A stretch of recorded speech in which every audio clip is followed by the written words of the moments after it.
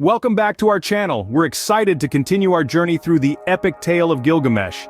If you're new here, don't forget to subscribe and hit the bell icon for notifications. Today, we are going to embark on an ancient journey, a journey that will take us back to the cradle of civilization, to the land of Mesopotamia. We will witness the birth of literature's first recorded epic, a story filled with gods, monsters, and the timeless quest for immortality. But at its core, it is a tale of friendship, of the transformative power it holds over the human spirit. Today we delve into the world of Gilgamesh, a tyrant king, and Enkidu, a wild man created by the gods to challenge him. So sit back, relax, and let the tale unfold. Our story begins in the city of Uruk under the oppressive rule of its king, Gilgamesh. Have you ever wondered about the origins of friendship and its power to change the course of a life? Let's travel back in time to ancient Mesopotamia. Here, the city of Uruk was under the iron-fisted rule of a king named Gilgamesh. His tyranny was so oppressive that the people of Uruk cried out to the heavens for relief. The gods, hearing these pleas, devised a plan. They would create a counterbalance to Gilgamesh, a being of equal strength and prowess, yet untainted by the corruption of power. This being was Enkidu, formed from the very clay of the earth. Wild and untamed, Enkidu was the perfect foil to Gilgamesh's unchecked authority. Yet he was also a blank slate, a creature of raw potential, ready to be shaped by the trials and tribulations of life. And so, Enkidu, formed from the earth, was set to cross paths with the tyrant king, setting the stage for an epic tale of friendship. Imagine meeting your match, someone who is your equal in every way. This is the story of Gilgamesh and Enkidu. When the two first met, they were far from friends. Enkidu, a wild man created by the gods to challenge Gilgamesh's tyranny, found himself in opposition to the mighty king. Their first encounter was not cordial. They clashed in a display of raw power and strength. Yet, despite their initial conflict, a mutual respect arose from their battle. They saw in each other a reflection of their own prowess, their own drive. From this respect, a bond formed. They became not just allies, but friends. Their friendship was one forged in the fires of conflict and hardened by shared trials. They were two halves of a whole, matching each other in strength, courage, and determination. From adversaries to comrades, their bond grew, leading them to embark on daring adventures. What happens when two friends challenge a beast in an enchanted forest? The tale takes a thrilling turn. Gilgamesh and Enkidu, emboldened by their newfound camaraderie, set their sights on the cedar forest, a realm untouched by mortal hands. It was a place of majesty and mystery, ruled by the fearsome Humbaba, a creature of immense power. Their journey to the forest was fraught with danger, but their resolve never faltered. They entered the forest where the air was thick with the scent of cedar, and the silence was broken only by the rustling of leaves. Humbaba, the guardian of the forest, stood before them, a testament to the power of the gods. The ensuing battle was fierce and brutal. Gilgamesh and Enkidu, with their combined strength, managed to subdue Humbaba, proving their might. The forest echoed with their victory cries. With Humbaba defeated, they returned victorious, not knowing that their actions would have dire consequences. What happens when a god's love is spurned? The wrath of Ishtar falls upon our heroes.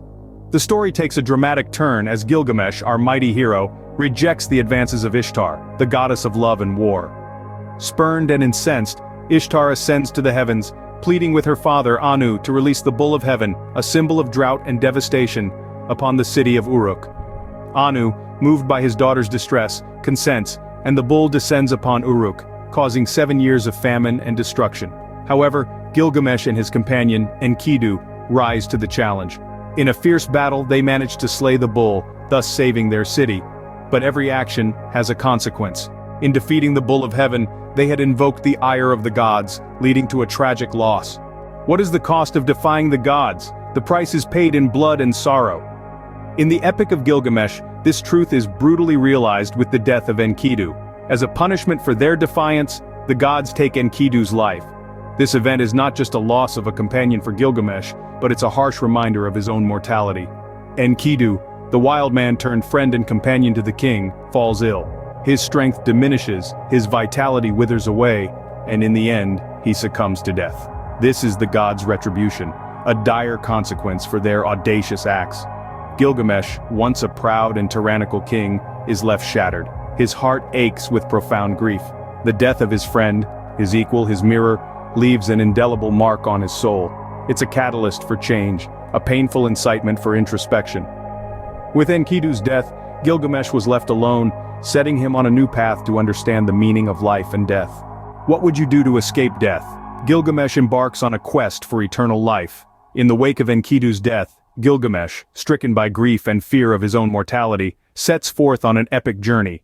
His destination? The ends of the world, where Utnapishtim, the only mortal granted immortality by the gods, resides. Gilgamesh's quest is fraught with trials and tribulations, his path a labyrinth of unknowns. He crosses desolate wildernesses, navigates treacherous waters, and confronts supernatural beasts. Yet his determination remains unshaken, his resolve unbroken. For what could be a greater prize than to cheat death itself? But even as he endeavors to reach Utnapishtim, Gilgamesh is unaware of the profound wisdom he is about to encounter. For the gift of immortality is not a treasure easily granted, nor is it one without its own burdens. In his search for eternal life, Gilgamesh found something unexpected. A tale of a great flood. Have you heard the story of the Great Flood? Utnapishtim recounts his tale to Gilgamesh. In the ancient times, the gods, disturbed by humanity's noise and disobedience, decided to wipe out mankind with a cataclysmic flood. Utnapishtim, however, was warned in a dream by the god Ea, who instructed him to construct a massive ship to save himself, his family, and a collection of all the earth's creatures. Utnapishtim obeyed and built an enormous vessel. As the rains began to fall, he and his family, along with the animals, boarded the ship. The flood raged for 7 days and 7 nights, submerging even the highest mountains. When the waters finally receded, Utnapishtim offered a sacrifice to the gods. Moved by his devotion, they granted him and his wife the gift of immortality, making them the only mortals to escape death. With Utnapishtim's tale, Gilgamesh was given a chance at immortality. What if a plant could grant you eternal life? The elusive plant of immortality is within Gilgamesh's reach. Following the revelation of Utnapishtim's tale, Gilgamesh embarks on a subterranean journey to retrieve the plant of immortality.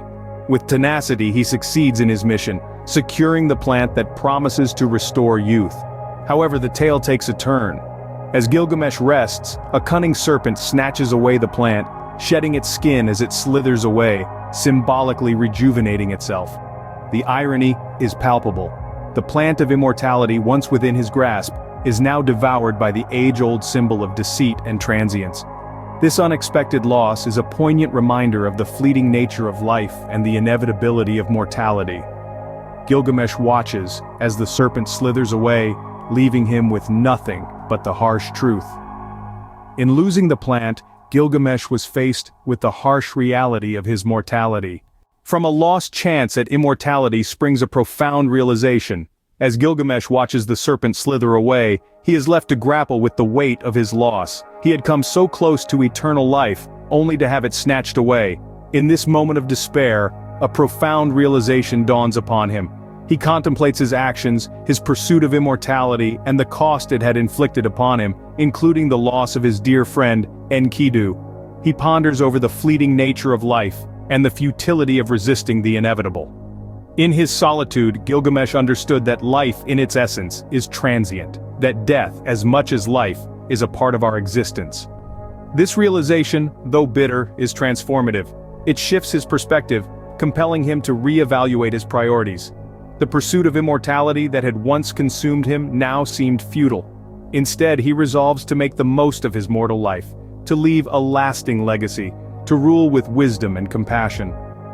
In losing the plant of immortality, Gilgamesh gained something far more valuable, a profound understanding of life and death, and a renewed sense of purpose. This is the turning point in Gilgamesh's journey, a moment of deep introspection and transformation, setting the stage for his return to Uruk.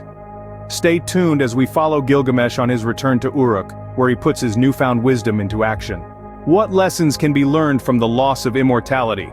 Gilgamesh returns home with newfound wisdom. As the sun rises over the city of Uruk, a changed Gilgamesh makes his way back. Having grappled with the loss of his dear friend Enkidu and the bitter taste of his own mortality, Gilgamesh returns not as a tyrant, but as a wise and compassionate ruler, ready to lead his people with renewed purpose. No longer seeking the elusive immortality that he once pursued, Gilgamesh embraces the reality of his mortality. He recognizes that life is transient, and that the true measure of one's existence is not in how long one lives, but in the impact one has on the world and its people. With this realization, Gilgamesh shifts his focus from his own desires to the welfare of his subjects. He devotes himself to the betterment of Uruk, investing in public works, encouraging arts and culture, and promoting justice and fairness. Uruk flourishes under his reign, transforming into a beacon of civilization. But perhaps more importantly, Gilgamesh changes on a personal level. He learns to value human connections, cherishing the memories of his friendship with Enkidu. He becomes more empathetic, understanding the hardships and struggles of his people. He experiences the full spectrum of human emotions: love, loss, joy, despair, and it is this journey that truly humanizes him. Gilgamesh's transformation is a testament to the power of personal growth and the human capacity for change. It's a reminder that even the most powerful among us are not immune to the realities of life and death. And it's a story of how one man's quest for immortality led him to discover the true essence of life. In his quest for immortality, Gilgamesh discovered that the true measure of a life well lived is not in its duration, but in its contribution to the world. He found that the legacy he leaves behind, the cities he built, the people he loved, the wisdom he shared, these are the things that will endure long after he is gone. In the end, Gilgamesh found that immortality lies not in eternal life, but in the legacy one leaves behind.